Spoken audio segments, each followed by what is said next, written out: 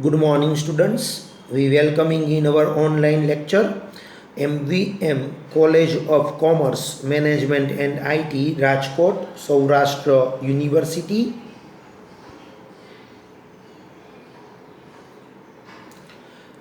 Lecture number 7.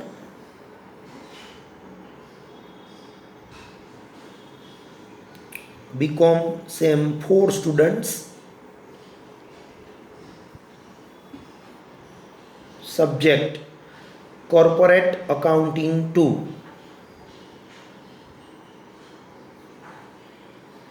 All of you know we will start unit number 3, voluntary liquidation of company. Voluntary liquidation of company has covered these points. Just read it.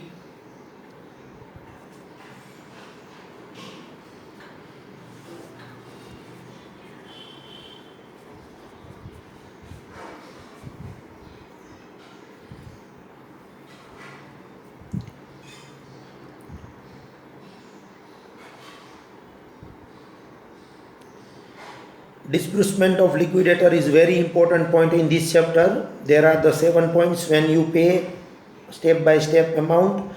First, fully secured creditors. Second, liquidation expenses. Third, preferential creditors.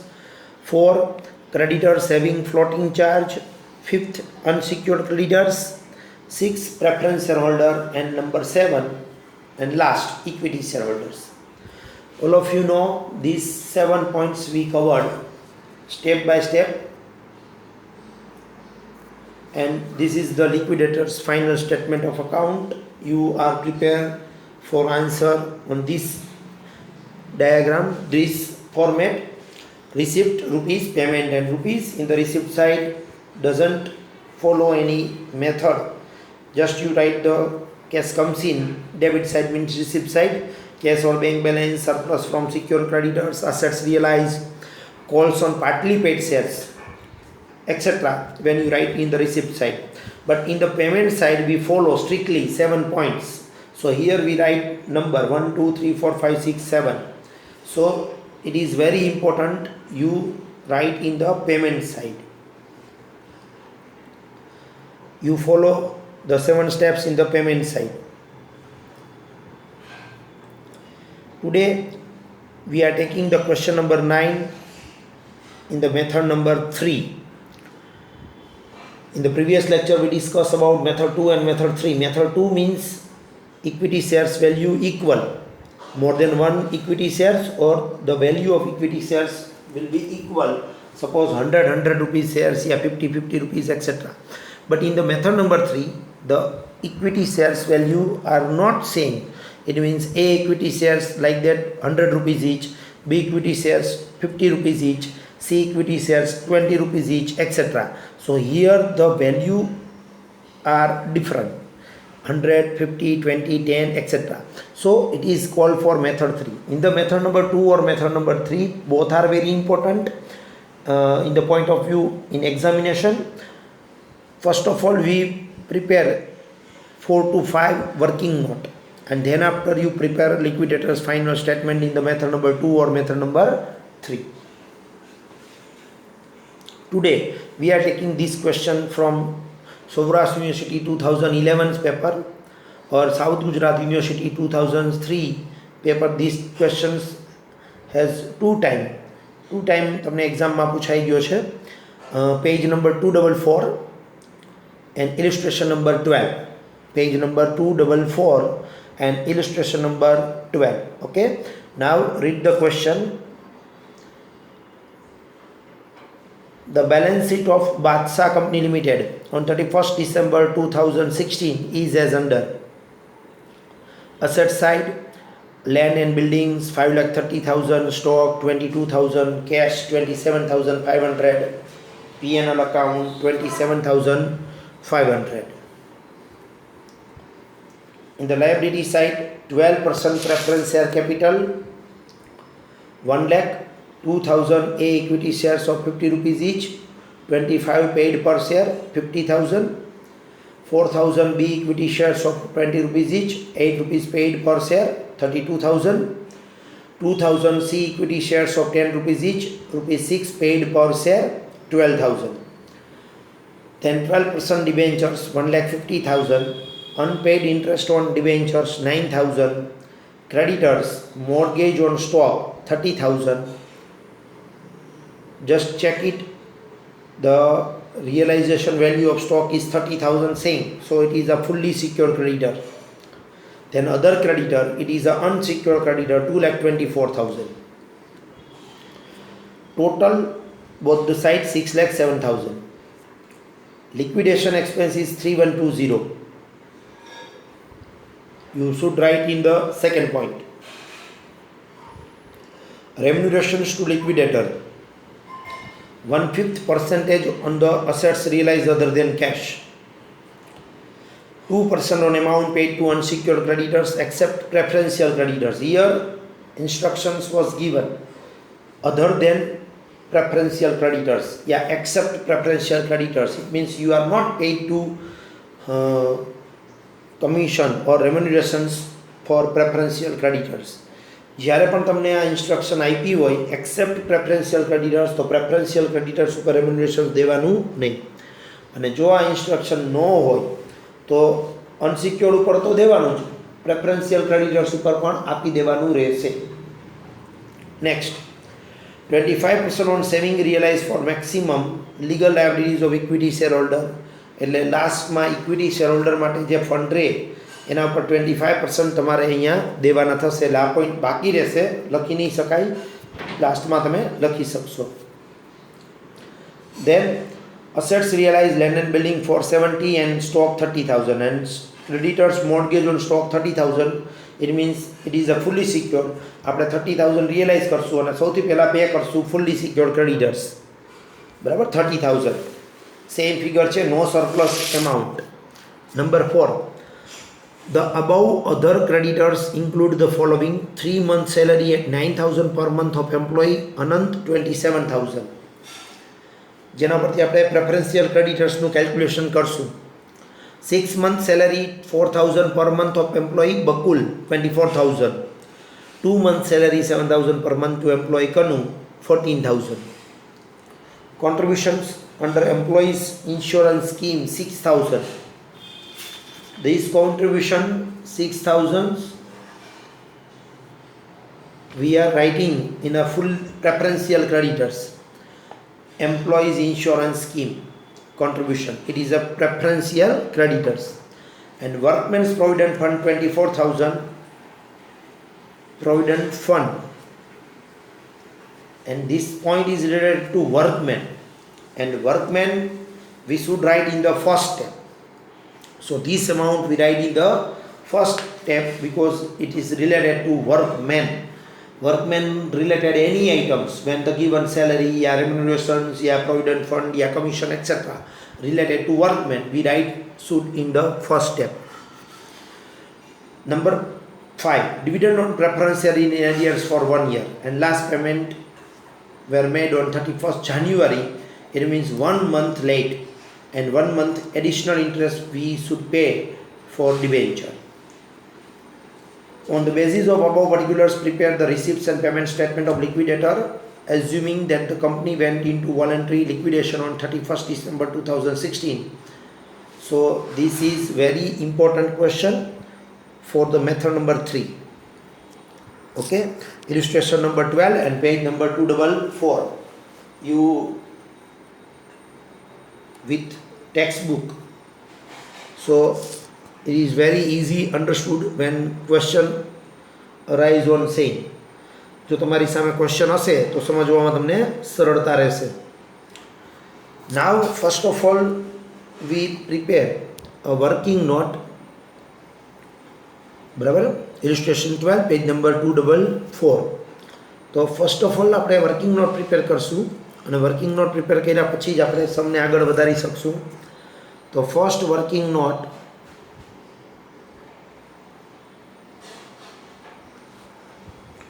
Preferential ક્રેડિટર્સની કરશું,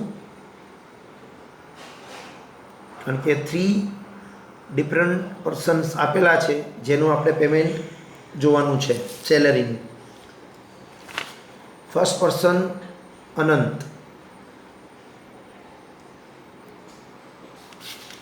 9,000 પર month લેખે 3 મંથની salary બાકી છે, તો actual rule છે 4 month salary, તો 4 month salary થશે 36,000. Second point છે એકચ્યુઅલ સેલરી, તો એકચ્યુઅલ સેલરી 3 મંથની બાકી છે એટલે 27,000, અને થર્ડ ફિગર છે 20,000.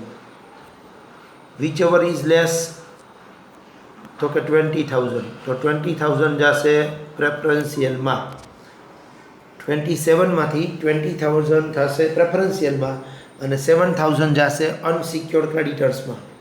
Actual minus preferential, this figure is preferential, અને એકચ્યુઅલમાંથી માઇનસ કરો એટલે અનસિક્યોરનો ફિગર તમને મળી જશે.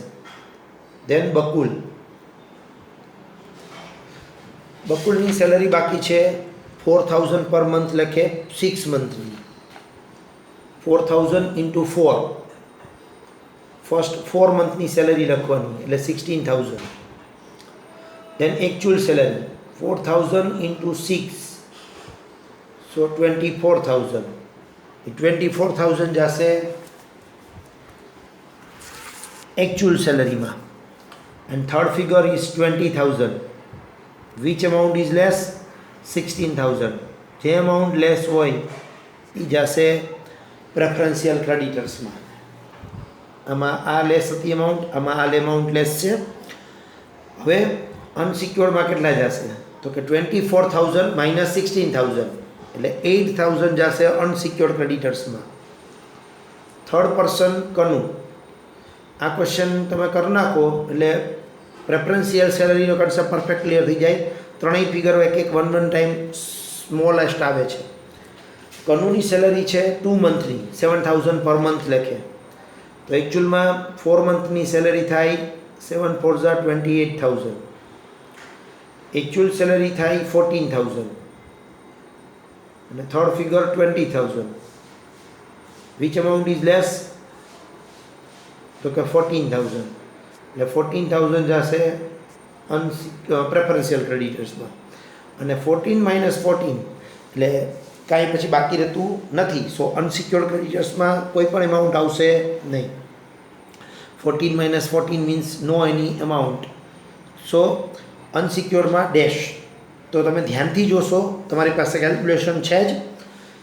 Actual salary, 4 month salary, maximum salary, અને કમ્પેર કરવાનું છે which amount is less is gone to the preferential creditors, and actual સેલરીમાંથી પ્રેફરન્સ સેલરી માઇનસ કરવાની એટલે અનસિક્યોર્ડ સેલરી તમને મળી જાય બુકમાં. અને અહીંયા અત્યારે સ્ક્રીન ઉપર બંને જગ્યાએ કેલ્ક્યુલેશન સમજાવ્યું છે. આઈ હોપ કે બધાને પરફેક્ટલી સમજાઈ ગયું હશે. સો ટોટલ પ્રેફરન્શિયલ ક્રેડિટર્સમાં જશે 50,000 અને અનસિક્યોર્ડ ક્રેડિટર્સમાં જશે 15,000. It is a working note 1. જોઈ લ્યો. ક્લિયર?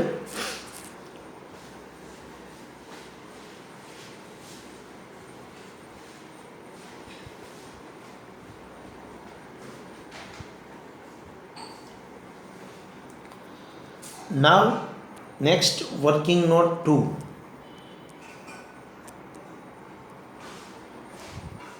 Unsecured creditors. કારણ કે આપણે કમિશન કેલ્ક્યુલેટ કરવાનું છે એની પહેલાં આપણને અનસિક્યોર્ડ ક્રેડિટર્સની ખબર હોવી જોઈએ. તો સૌથી પહેલું આપ્યું છે other creditors. As per the liability side other creditors આપણને આપ્યા છે 2,24,000.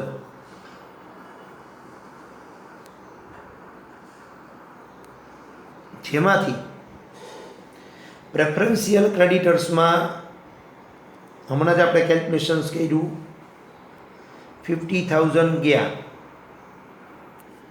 એટલે એક માઇનસ થશે. અને સેકન્ડ થિંગ,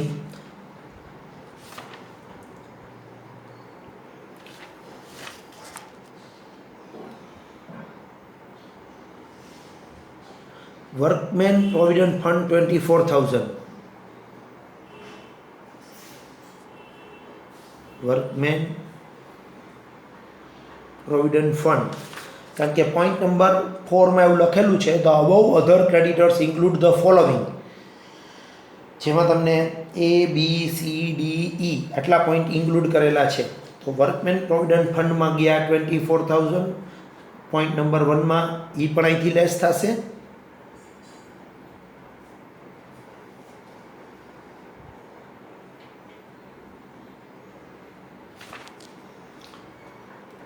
અને કોન્ટ્રીબ્યુશન અંડર એમ્પ્લોઈઝ ઇન્સ્યોરન્સ સ્કીમમાં 6,000 ગયા, એ પણ અહીંથી લેસ થશે કારણ કે એ પણ પ્રેફરન્શિયલ ક્રેડિટર્સમાં જાય છે. એમ્પ્લોય ઇન્સ્યોરન્સ સ્કીમ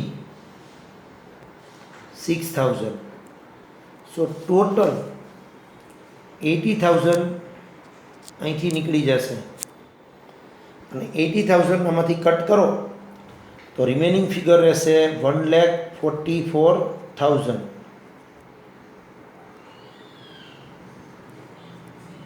જે તમારે જશે અનસિક્યોર્ડ ક્રેડિટર્સમાં. અને લિક્વિડેટરનું રેમ્યુનરેશન જ્યારે આપણે કેલ્ક્યુલેશન્સ કરશું ત્યારે પણ આપણે લિક્વિડેટરનું રેમ્યુનરેશન્સ 1,44,000ના પર્સન્ટેજ કરશું. Is it clear? So it is a working note 2.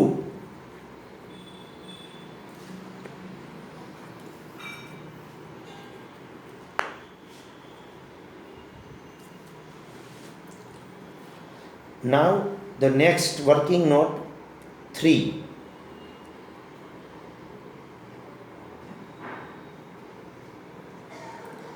Liquidator remuneration.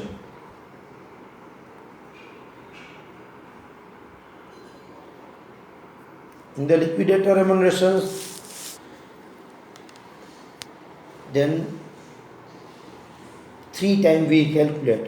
First, second and 3. 3 times we calculate. First time 1/5 percentage of assets realized. Here assets realized 5 lakh rupees. So 1/5 percentage of 5 lakh, 1,000 remunerations paid to the liquidator. 1/5 percentage of 5 lakh. Second, 2% on unsecured creditor, and here we calculate in the working note 2 unsecured. Preferential ઉપર નથી દેવાનું because except word use કરેલો છે. તો this figure 2880 આવશે. 15% of assets realized, 2% on unsecured creditors, and third portion 25% equity share holder માટે જે surplus વધે છે એના માટે. તો એ અત્યારે હું નહીં કરી શકું કારણ કે એ કેલ્ક્યુલેશન્સ તો ઇક્વિટી શેર હોલ્ડરને પેમેન્ટ કરતાં કેટલા રૂપીસ વધે છે ત્યારે હું કરી શકીશ, અત્યારે હું કરી શકીશ નહીં.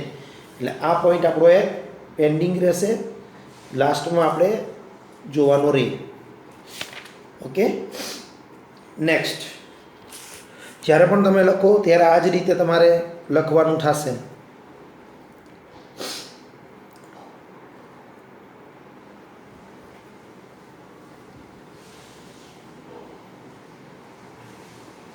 Then working note 4.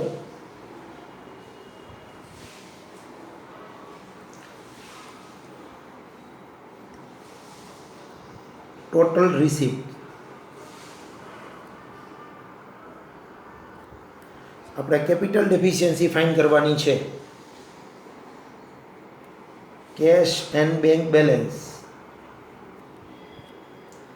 27,500 as per the given on asset side, અને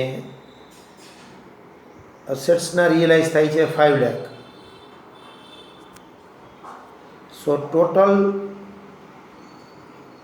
5,27,500. ટોટલ અસેટ્સ 5,27,500 આપણી પાસે રૂપીસ છે, જેમાંથી આપણે 1 by 1 બધાનું પેમેન્ટ કરશું અને પછી જોશું કે લાસ્ટમાં આપણી પાસે કેટલા રૂપીસ વધે છે.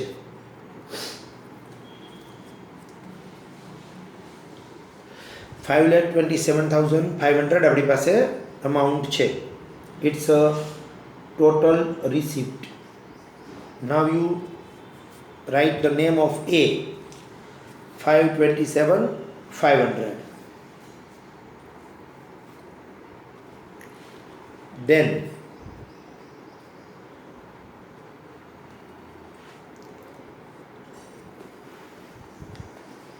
working note 5,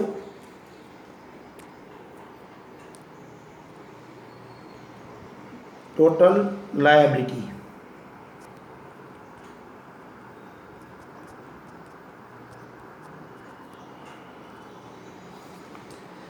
In the total liability, we follow our 7 steps. So when you prepare liquidator's final statement, then the copy easily. First, fully secured. Here, the fully secured creditors is on the stock 30,000. So point number 1, fully secured, and workers provident fund. Workers provident fund, as per the given in 4th point, E, workmen's provident fund 24,000. We should write in the first step. Second step, liquidation expenses.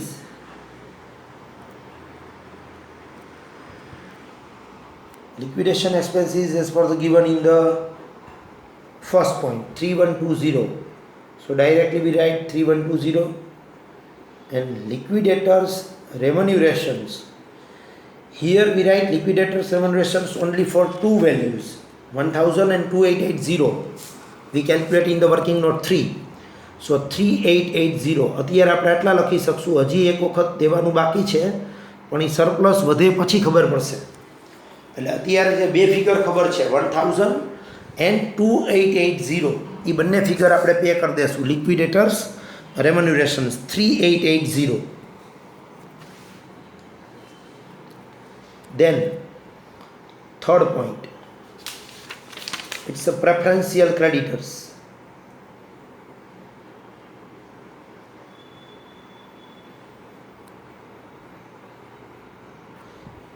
In the preferential creditors,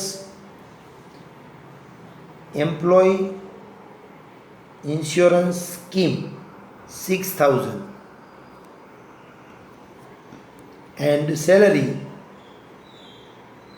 we calculate 50,000 in working note 1. So total 56,000 we write in the outer column also. Then step number 4, debenture. In the debenture, as per the given in the liability side, 1,50,000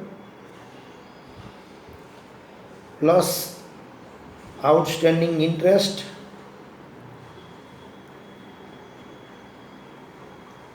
9,000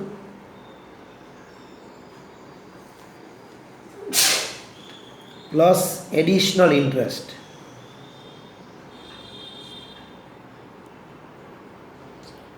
for 1 month, because on liquidator or liquidation on 31st December and you should pay 31st January. So 1 month additional interest is 1,500. You should calculate on the debentures 1,50,000 into 12%,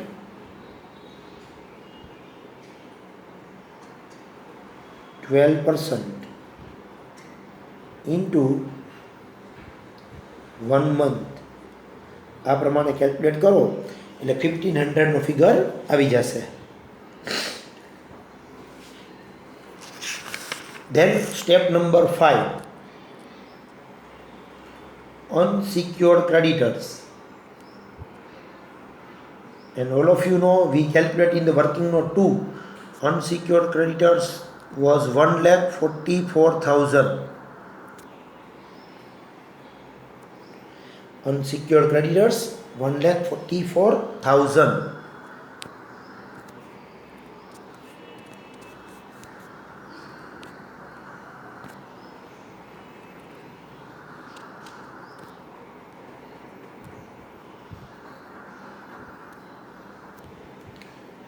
Number 6, preference share.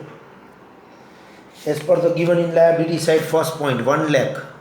So here we write 1 lakh preference share plus dividend, because 1 year's dividends outstanding.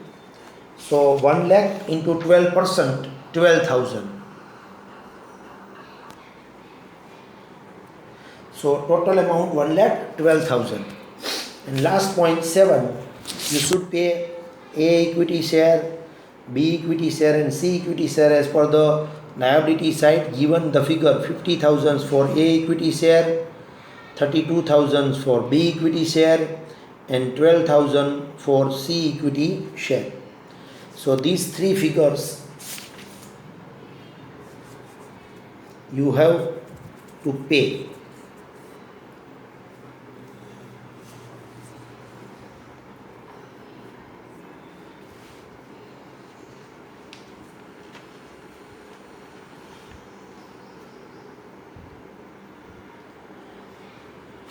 હવે આપણે આટલા rupees pay કરવાના છે અને આપણે જાણવું હોય કે સરપ્લસ એમાઉન્ટ કેટલી વધી, એનો આન્સર મળશે ટોટલ લાયબિલિટી. પણ ટોટલ લાયબિલિટી કરતાં આપણે અહીંયા એ જાણવું છે કે ઇક્વિટી શેર માટે કેટલા રૂપીસ વધ્યા, કારણ કે હજી એક રેમ્યુનરેશન્સ પે કરવાનું બાકી છે. તો આપણે એવું કામ કરશું,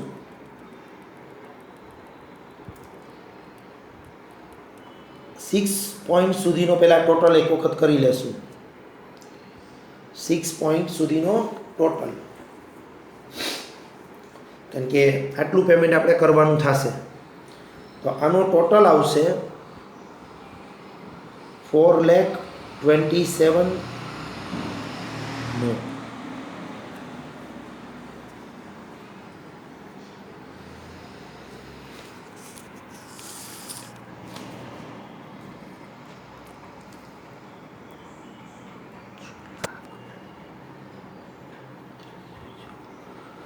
5,33,500 ટોટલ આવશે. એક વખત ખાસ ચેક કરી લેજો. 126નો ટોટલ 5,33,500 આ આપણો ટોટલ આવશે.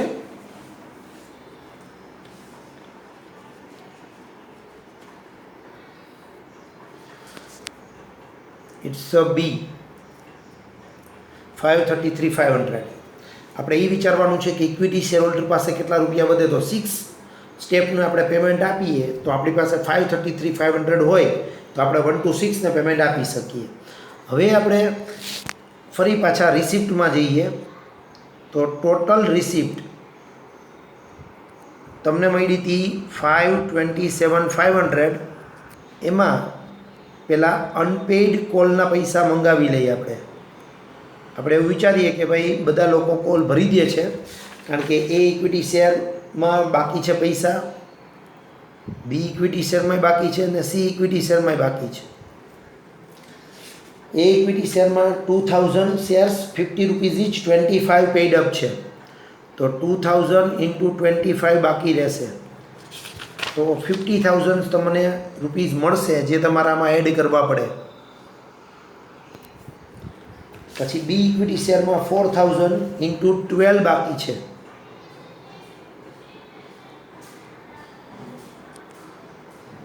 સો 48,000 એડ કરવાના થાય. અને સી ઇક્વિટી શેરમાં 4 રૂપીસ રિમેનિંગ છે. સો 8,000 એના એડ થશે. તમે એડ કરો તો ટોટલ અમાઉન્ટ આવશે 6,33,500. ચેક કરી લો.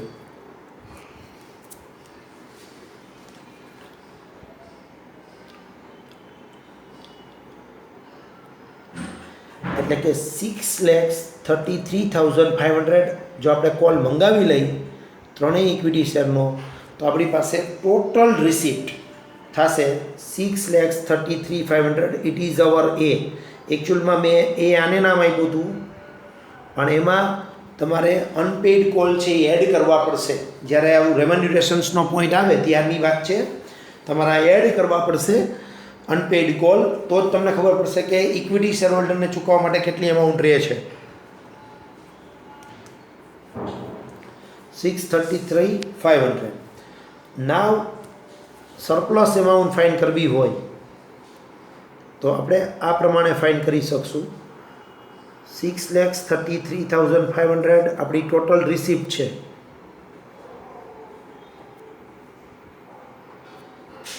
અને ટોટલ લાયબિલિટી છે 5,33,500. સો સરપ્લસ એમાઉન્ટ આવશે 1 લાખ. 1 લાખ છે એ તમારા માટે કહેવાય સરપ્લસ એમાઉન્ટ. સરપ્લસ એમાઉન્ટ આવશે 1 lakh.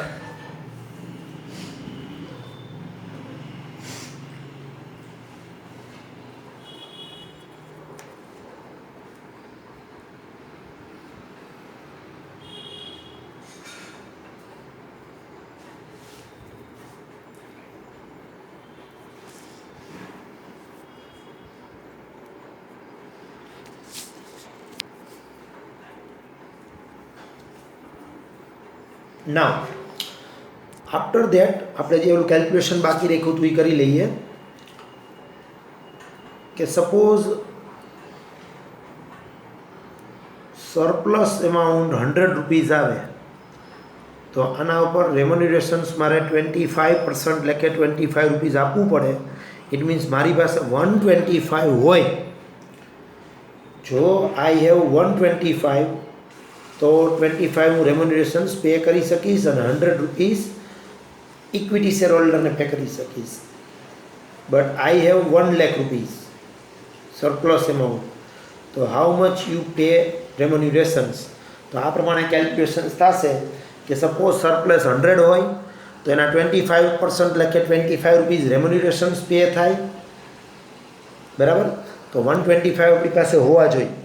If we have 125, then remunerations 25, we have 1 lakh, so what amount the remunerations? Your answer is 20,000.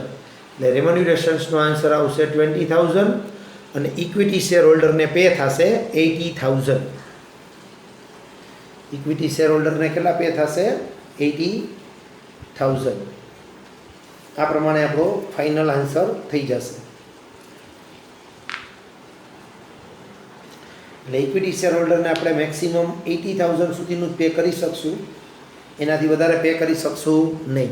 આપણે એવું કરીએ કે બધા પાસેથી કોલ 100% મંગાવી જ લઈ અને પછી 80,000 છે એ રિટર્ન કરવાના થાય. ડન. સો રેમ્યુનરેશન્સનો ફિગર મળી ગયો 20,000, જે તમારા આન્સરમાં રેમ્યુનરેશન્સના કેલ્ક્યુલેશનની સાથે લખવાનું થશે.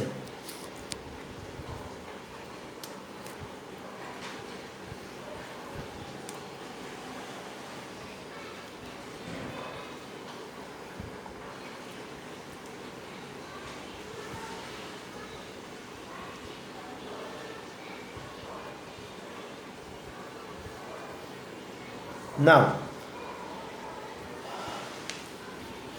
we find for how much paid to A equity share, B equity share and C equity share, because 80,000 આપણી પાસે સરપ્લસ વધશે. તો અહીંયા આપણે રેશિયો ફાઇન્ડ આઉટ કરી લઈ A, B અને C ને કેટલા રૂપીસ પે કરવાના છે એનો. તો A ઇક્વિટી શેર છે 2,000 into 50 rupees, so 1 lakh amount. Ratio આ પ્રમાણે ફાઇન થશે. બી ઇક્વિટી શેર 4,000 into 20 એટલે 80,000. સી ઇક્વિટી શેર 2,000 into 10 એટલે ફિગર આવશે 20,000. સો રેશિયો ઇઝ 440 કટ કરીએ તો 10:8:2. So 5, 4 and 1 it's a ratio. A B સીનો રેશિયો આવશે 5:4:1. લખી લેજો રેશિયો આ પ્રમાણે ફાઇન્ડ આઉટ થાય. જ્યારે શેરની પ્રાઇસ ડિફરન્ટ હોય ત્યારે ફૂલ એમાઉન્ટ સાથે મલ્ટીપ્લાય કરી અને રેશિયો ફાઇન્ડ થશે. સો 2000 ઇન્ટુ 50, 4000 ઇન્ટુ 20, 2000 ઇન્ટુ 10 આ પ્રમાણે તમે કેલ્ક્યુલેશન્સ કરો એટલે તમને રેશિયો મળી જશે. 10:8:2, સો 5:4:1. હવે આ રેશિયોમાં આપણે 80,000ની અમાઉન્ટ છે એ ડિસ્ટ્રીબ્યુટ કરી દઈશું. પણ એ ડિસ્ટ્રીબ્યુટ કરતાં પહેલાં આપણે એ લખી લઈએ કે એ પાસેથી આપણે કેટલા મંગાવવાના છે, બી પાસેથી કેટલા મંગાવવાના છે અને સી પાસેથી. કારણ કે આપણે હમણાં જ કેલ્ક્યુલેશન જોયું હતું કે એ બી સી પાસેથી કેટલા રૂપીસ તમે મંગાવો છો અનપેડ કોલના. તો અનપેડ કોલના એ પાસેથી મંગાવો છો 50,000, બી પાસેથી મંગાવો છો 48,000 અને સી પાસેથી મંગાવો છો 8,000. બરાબર. હવે એમાંથી આપણે માઇનસ કરશું. 80,000 રૂપીસ આપણે એને દેવાના છે ત્રણેય વચ્ચે. કયા રેશિયોમાં દેવાના છે? તો કે 5:4:1. બરાબર. તો પહેલો ફિગર આવશે 40,000.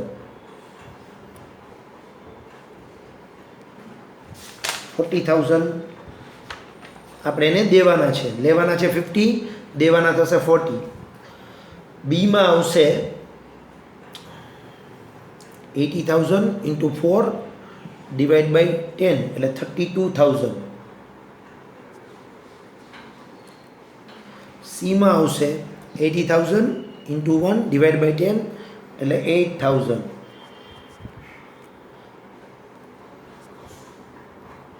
સો હિયર 10,000 પ્લસ આન્સર આવે તો તમને ખ્યાલ છે column. Here 16,000 column 0, no paid up, no column, nil અને કાંઈ નહીં આવે, નહીં લેવાના નહીં દેવાના. તો આપણે આ ફિગર રિસિપ્ટ સાઇડ લખવાનો થશે. આ રીતે આમાં કેલ્ક્યુલેશન્સ કરવું પડશે. Is it clear? થોડુંક ડિફિકલ્ટ છે પણ ધ્યાનથી સમજશો તો આવડી જશે. હવે આપણે આને ટેબલમાં ખાલી ગોઠવવાનો બાકી રહ્યો ક્વેશ્ચન. અહીં આપણી working note complete. Without working note you have not to prepare liquidators final statement. Okay. Next ખાલી લિક્વિડેટર્સ ફાઇનલ સ્ટેટમેન્ટમાં આપણે એને ગોઠવી દઈએ. તો કેશનો ફિગર છે 27,500. અસેટ્સ સરપ્લસ તો કંઈ છે નહીં. અસેટ્સના રિયલાઇઝ થયા હતા 5 લાખ. કોલ્સ 2 જણા પાસે મંગાવવાનો છે. એ પાસે 10,000 અને બી પાસે 16,000 જે હમણાં જ આપણે હિસાબ કર્યો. સો ટોટલ 553,500. પેમેન્ટ સાઇડ સૌથી પહેલાં ફૂલી સિક્યોર્ડ ક્રેડિટર્સને આપણે ચૂકવશું 30,000 અને પછી વર્કરનો પીએફ પણ દેવાનો છે 24,000. લિક્વિડેશન એક્સપેન્સીસ આવશે 3,120. લિક્વિડેટરનું રેમ્યુનરેશન્સ 1,000, 2,880 અને 20,000. આપણે છેલ્લે લાસ્ટમાં કેલ્ક્યુલેશન્સ કર્યું હતું. તો ટોટલ પે કરવાના થશે 23,880. પ્રેફરન્શિયલ ક્રેડિટર્સ આવશે 56,000 કારણ કે 50,000 સેલરી અને 6,000 EIS. ડિબેન્ચરનો ફિગર આપણે ફાઇન્ડ આઉટ કર્યો હતો 1,50,000 પ્લસ 9,000 પ્લસ 1,500. સો 1,60,500. અનસિક્યોર્ડ ક્રેડિટર્સ આપણે કેલ્ક્યુલેશન્સ કરેલું જ છે 1,44,000. પ્રેફરન્શિયલ ક્રેડિટર્સમાં આવશે 1,12,000 અને એક પણ ઇક્વિટી શેર હોલ્ડરને પે કરવાના નથી થતા એટલે ડેશ. અને આ સાઈડનો ટોટલ ચેક કરી લ્યો 553,500 મળી જશે. 553,500. ચાલો આમાં તો ખાલી ગોઠવવાનું જ છે, જે તમે વર્કિંગ નોટમાં લખેલું હોય એમાંથી ખાલી મૂકવાનું છે, પણ મેઇન વર્કિંગ નોટ છે. It is your third method. હજી એક ક્વેશ્ચન છે Saurashtra university 2007, south Gujarat university 2016, question number 10, જે ઇલિસ્ટ્રેશન નંબર 15 છે, પેજ નંબર 253 ઉપર. એ ટ્રાય કરજો, ઇલિસ્ટ્રેશન જ છે, તમને આવડી જશે. ધેન આફ્ટર આટલા સમ તમે હોમવર્કમાં પ્રેક્ટિસ કરજો. એક્સરસાઇઝમાંથી ક્વેશ્ચન નંબર 7, 9, 10, 11, 25, 33, 34, 35 એન્ડ 36 આટલા ક્વેશ્ચન હોમવર્કમાં કેલ્ક્યુલેટ કરવાના છે. ઇન ધીસ ચેપ્ટર હવે એક લાસ્ટ સમ બાકી છે, બરાબર, જે નેક્સ્ટ લેક્ચરમાં આપણે લઈ લેશું. એટલે our third unit practical, last unit છે આપણું પ્રેક્ટિકલનું, એ કમ્પ્લીટ થઈ જશે. Thank you.